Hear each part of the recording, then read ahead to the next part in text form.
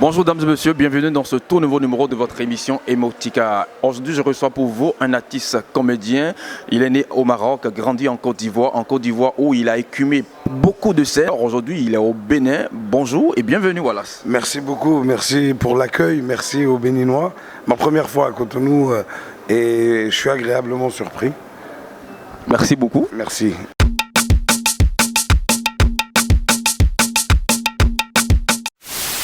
L'Afrique est en marche, mesdames et messieurs. L'Afrique est en marche. 2019 a été une belle année pour l'Afrique. Le Ghana vient d'inventer sa première voiture 100% africaine. C'est une fierté. Je te jure que c'est une fierté. Nous tous, on va rouler ça demain. Même si ça s'appelle Hello My Brother, on va rouler ça demain. Les Marocains ont dit, c'est pas normal que les Ghanéens inventent leur première voiture 100% africaine. Nous aussi, on veut inventer. Wallace Taha Lazrak, de son vrai nom, est un humoriste marocain qui a grandi en Côte d'Ivoire. Il est d'ailleurs considéré comme une célébrité ivoirienne après avoir fait rire les Ivoiriens pendant plus de 10 ans. Au Maroc, sa terre natale, il est connu également pour avoir participé à plusieurs reprises à la messe de l'humour de Marrakech. Au Marrakech du Rire, fondé par Djamal Debbouze, son idole, il a animé plusieurs spectacles et a également fait partie des vedettes du Gala Africa.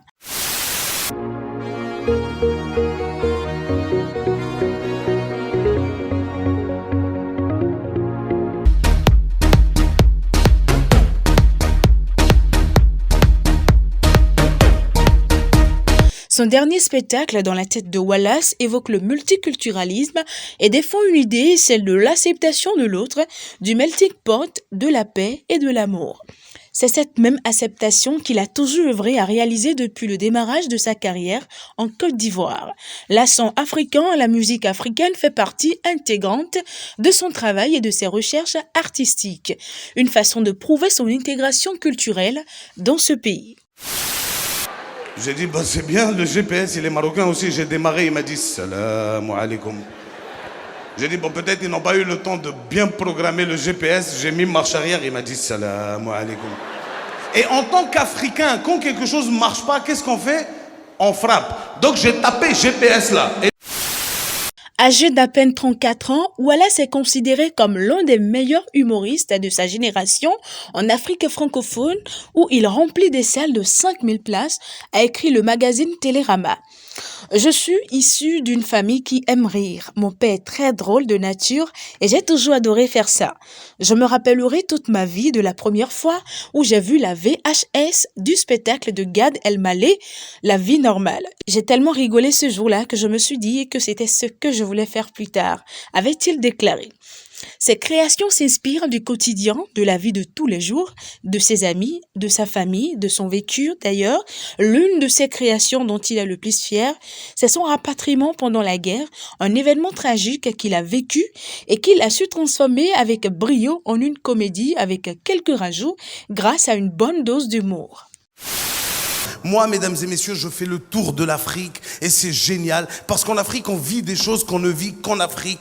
Et heureusement pour vous, je vous jure, c'est différent, c'est très très différent. Je joue très souvent au Cameroun. Est-ce qu'il y a des Camerounais ce soir?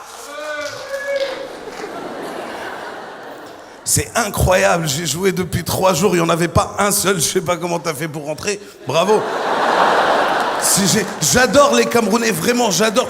Vous savez, mesdames et messieurs, quand tu joues en Afrique, le public, il est différent du public européen. Parce que vous êtes un public, vous restez assis, bougez pas.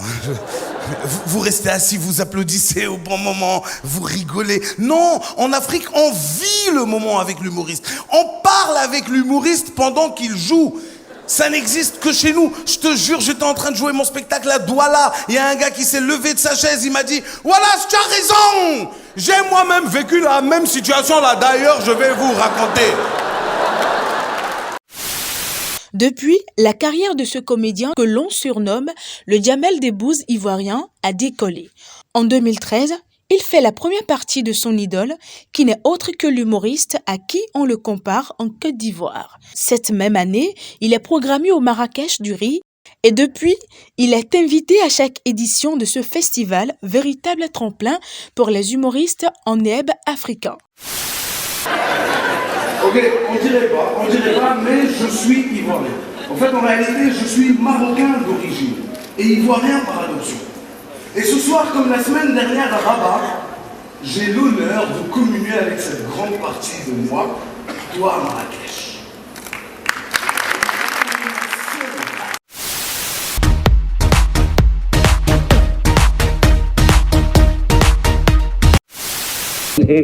Audrey Lamy, mesdames, messieurs, ça fait 7 ans que je fais de la scène en Côte d'Ivoire et dans quelques pays de l'Afrique de l'Ouest. Et cette année, c'était mes premières scènes au Maroc. Et franchement, je renouvelle le merci pour cette belle expérience et cette belle aventure, parce que je pense que pour tous ceux qui sont là, qu'ils soient confirmés ou débutants, ça restera marqué. Merci, John. Avec plaisir. En 2016, il a parcouru en un mois près de 14 000 km pour une tournée africaine qu'il a menée dans 8 pays différents. L'artiste s'est également produit au Jamel Comedy Club à Paris.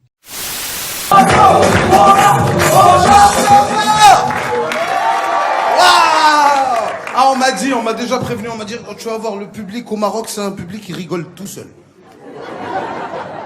En plus, c'est vrai. Waouh, je suis content, waouh, vous venez d'où? Ah ouais, c'est pas une fierté. Guinée-Conakry. C'est là-bas où 10 millions vaut 2 dirhams, là. Le roi Mohamed, qu'il a déjà rencontré, apprécie le travail de Wallace. C'est ce que l'humoriste avait lui-même confié lors d'un entretien en 2017. Docteur tout court. Bonjour, docteur tout court. Mais tu es bête ou bien? Aïe. Bon, vous êtes là pourquoi? Je viens pour un problème. Je n'arrive pas à avoir la liberté d'expression. Je comprends pas. Bon, si vous-même vous êtes docteur, vous ne comprenez pas. Bon, je vous explique. Moi, je fais des vidéos. Dans mes vidéos, j'aime parler de tout. Tu vois, raconter les problèmes, etc. Mais c'est compliqué. Aujourd'hui, là, tu as peur de parler. Tu as parlé de A, B se fait.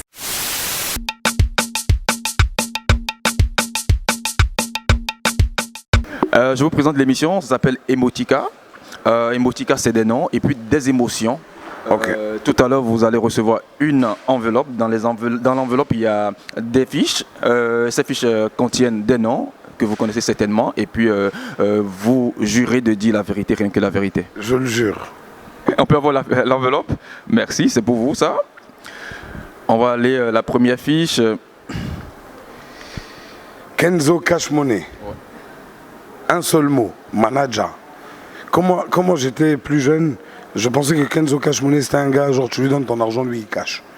Alors après, quand tu as besoin, tu vas le voir, tu dis Père Kenzo, rends-moi l'argent là, il te donne. Il prend intérêt, tout ça là.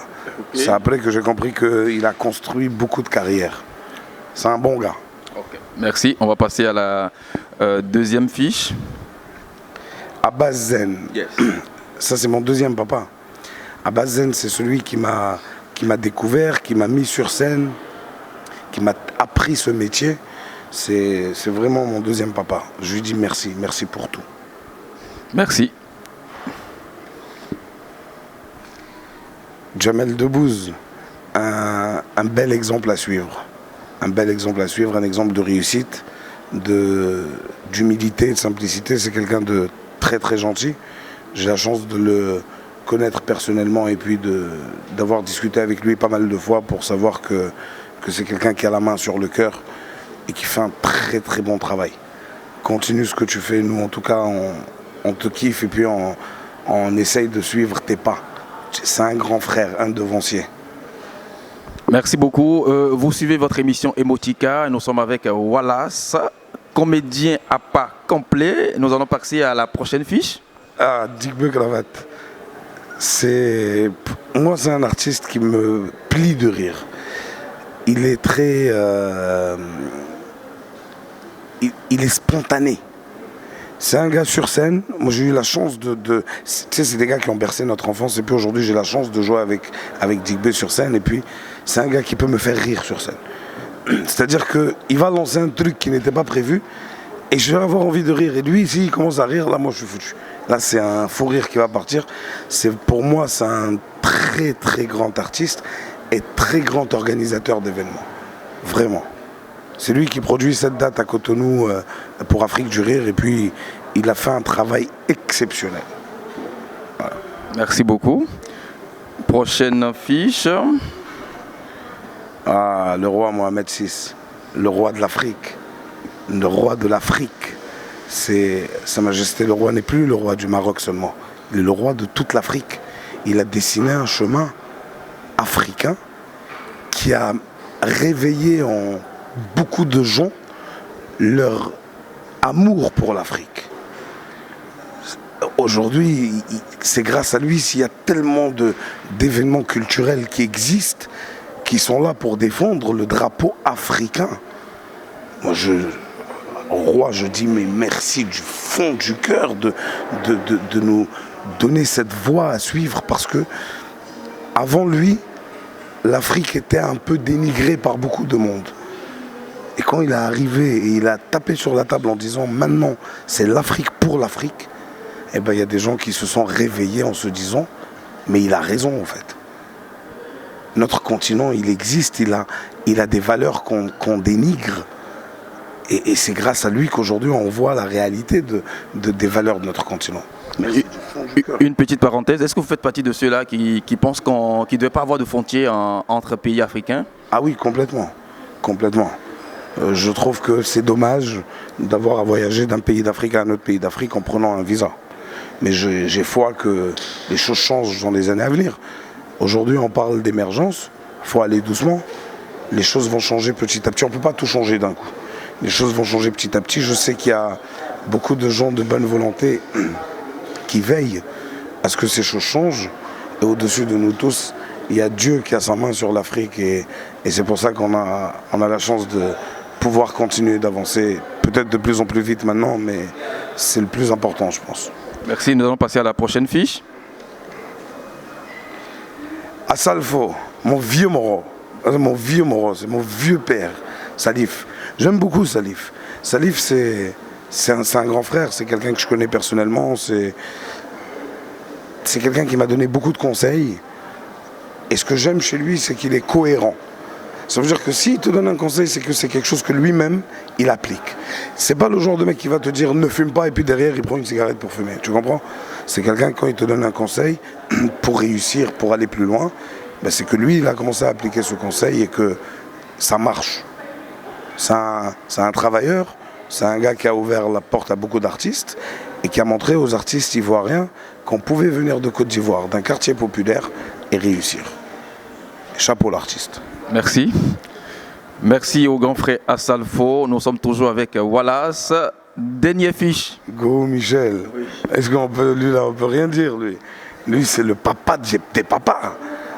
Go Michel, mais moi, quand j'étais gamin, moi aujourd'hui, quand je publie une photo avec Go Michel, j'ai des oncles et des tantes au Maroc qui me disent tu as de la chance de connaître ce mec.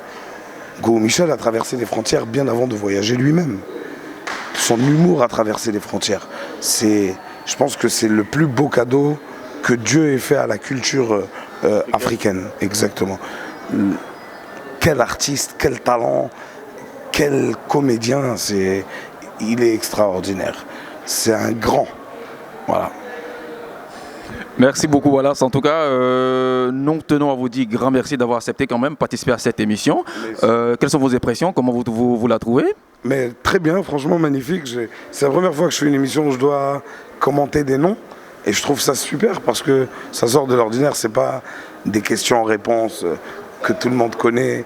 Pourquoi vous prenez du miel avant de monter sur scène, tout ça là. Je suis désolé pour le peu de voix qui me reste. Hein.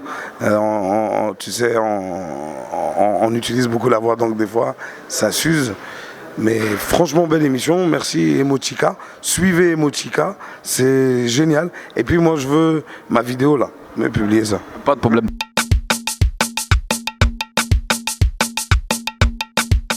Bien avant de conclure cette émission, nous allons prendre de vos actualités. Quels sont vos projets en perspective? On est en pleine tournée Afrique du Rire. Aujourd'hui, c'est la date Cotonou. Le 19 février, ce sera Dakar. Le 21 février, Abidjan.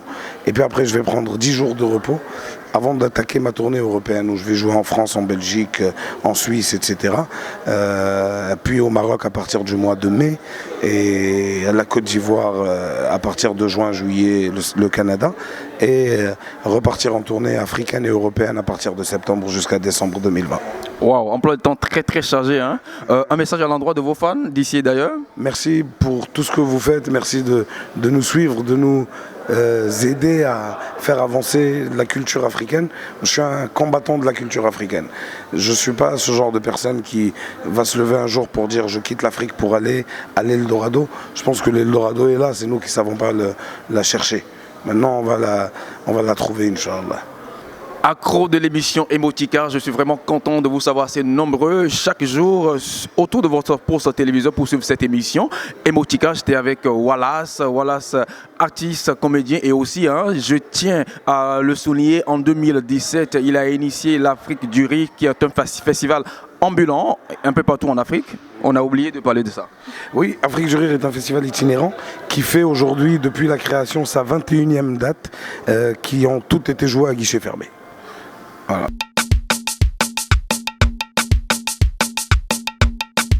Messieurs, je suis allé au Bénin il n'y a pas très longtemps. Le Bénin, c'est exceptionnel. J'ai donné mon passeport à l'aéroport. Il l'a ouvert, il l'a refermé, il me l'a rendu. Il m'a dit, il manque une page. Je lui ai dit, wow, mon passeport, il est nouveau. Il m'a dit, réfléchis bien. Il manque une page. J'ai mis 50 € dedans, je lui ai redonné, il l'a ouvert. Il m'a dit, la page a été retrouvée.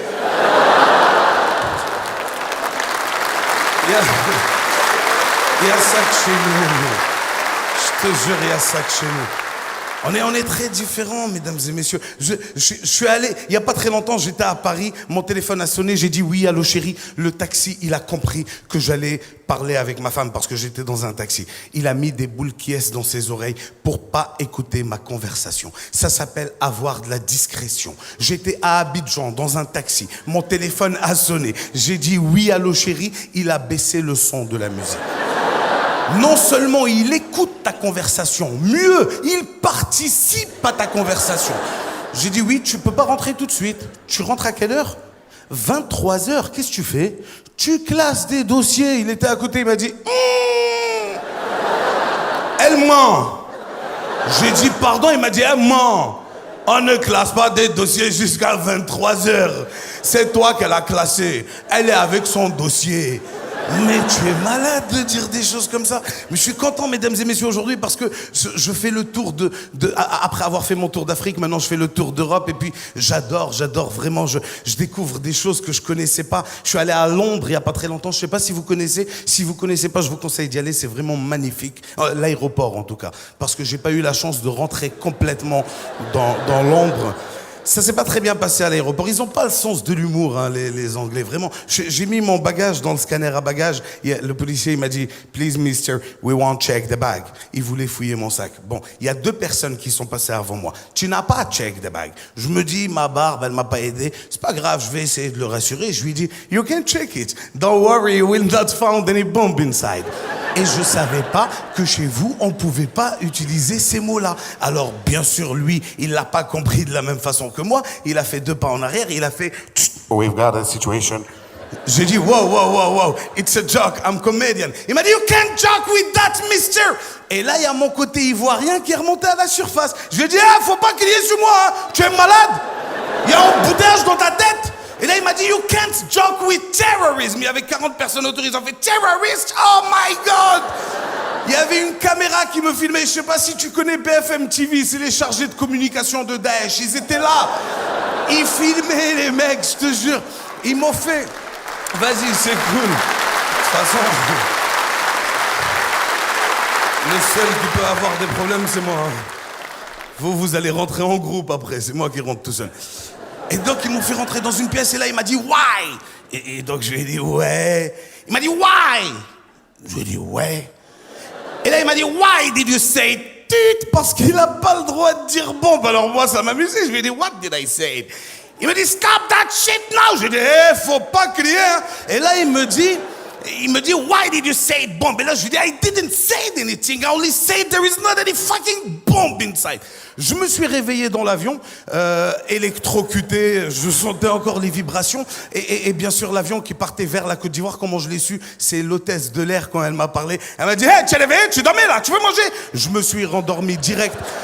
Je suis arrivé en Côte d'Ivoire, mesdames et messieurs, fatigué, énervé. Le policier qui me voit arriver, il me dit, hey, petit, il y a quoi dans tes bagages? Alors, toute la colère que j'avais accumulée, je l'ai versée sur lui. J'ai pas cherché à réfléchir. Je lui ai dit, non, faut fouiller. Faut fouiller! C'est pas bombe, hein, c'est missile, j'ai mis dedans. Voilà. Kalachnikov, il y en a. Mitraillette, il y en a. Grenade. Tu connais bombe nucléaire? Il y en a. Faut fouiller. Je vais faire péter la Côte d'Ivoire. Tu connais Kim Jong-il? Il est dedans. Faut fouiller. Et là, je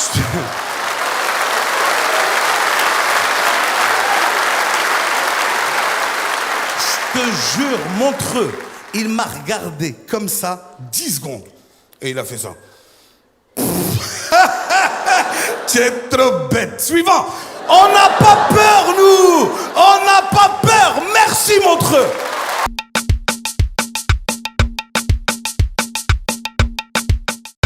Monsieur Hamoudé, votre fils a des difficultés partout, sauf en maths. En maths, il a des bonnes notes, il s'en sort pas mal. Par contre, en sciences de la vie et de la terre, il a des vraies lacunes. Des lacunes? Non, des lacunes, des difficultés. Oh, si c'est ça, c'est pas grave. S'il a les difficultés dans les sciences de la vie et de la terre, c'est pas grave. Demain, il va pas devenir journaliste pour National Geographic. Tu dis, il est bon en maths? Alhamdulillah. C'est ça, on veut. Mais alors, même en maths, des fois, il a des réactions que nous comprenons pas vraiment. Par exemple, la dernière fois, je lui ai demandé 7 fois 3. Il m'a répondu 21, mais pour vous, je laisse à 18. Combien il t'a fait? 18? Wallah, l'azim, monsieur, c'est parce que tu es son professeur. Hein. Il fait pas ce prix à quelqu'un d'autre. Voilà. 7 fois 3, 21, il t'a fait 18 et tu parles encore? Monsieur Kafoug Badri. Ouais, c'est Kafoug Badri Tragerebaïm Menekeni. Mais tu peux m'appeler le père. Très bien. J'ai un petit problème avec votre enfant, c'est que je faisais l'appel, tout le monde répondait présent, et au moment d'avoir appelé votre enfant, il m'a répondu « Je suis Po ». Ouais, il voulait dire, il est pot, quoi. Il est popo dans le pot, il est calé, il est crengba, quoi. Il est posé, quoi. C'est ça que je présent, là. Oui, je comprends, mais nous ne pouvons pas parler ce langage-là à l'école. L'école est un lieu d'enseignement où nous enseignons justement les élèves à parler un français correct et soutenu. Je compte sur vous pour pouvoir remédier à cela. Alors, faut, et lui, comment il va damer de langage sala au school. Pardon? Il dit qu'il a compris. Alors voilà, c'est terminé. Merci à tous. Moi, j'ai une dernière préoccupation. Oui, monsieur de la Tour de Montparnasse? Alors moi, j'ai un problème avec mon fils, c'est qu'il me parle dans un langage que je ne comprends guère. Avant-hier, il voulait une augmentation de son argent de poche. Et donc, il vient me voir et il me dit, dans ces mots-là, le vieux faux sciencé, voilà ton fils, le barat n'est pas facile. Oh, non, il veut dire que si tu as sciencé aussi, c'est pas mauvais, quoi. Ben, en ce moment, le barat est un peu coincé à cause du Covid, depuis des petits. Oh là là, ça a déjà ici, c'est sorti là-bas. Tu connais, non? J'ai pas compris. Non. Laissez-moi lui expliquer, j'ai compris son problème. Toi, tu donnes l'argent de poche à ton fils. Oui, tout à fait. Hamar. Monsieur Hamoudé, votre fils a des difficultés partout, sauf en maths. En maths, il a des bonnes notes, il s'en sort pas mal. Par contre, en sciences de la vie et de la terre, il a des vraies lacunes. Des lacunes? Non, des lacunes, des difficultés. Oh, si c'est ça, c'est pas grave. S'il a les difficultés dans les sciences de la vie et de la terre, c'est pas grave. Demain, il va pas devenir journaliste pour National Geographic. Tu dis, il est bon en maths? Alhamdulillah. C'est ça, on veut. Oui, mais alors même en maths, des fois, il a des réactions que nous comprenons pas vraiment. Par exemple, la dernière fois, je lui ai demandé 7 fois 3. Il m'a répondu 21, mais pour vous, je laisse à 18. Combien il t'a fait? 18? Wallah, l'azim, monsieur, c'est parce que tu es son professeur. Hein. Il fait pas ce prix à quelqu'un d'autre. Voilà. 7 fois 3, 21, il t'a fait 18. Et... Wow. Merci Alatis. On se retrouve très prochainement. Emotika, c'est fini. Nous étions avec Wallace. Ciao, à la prochaine.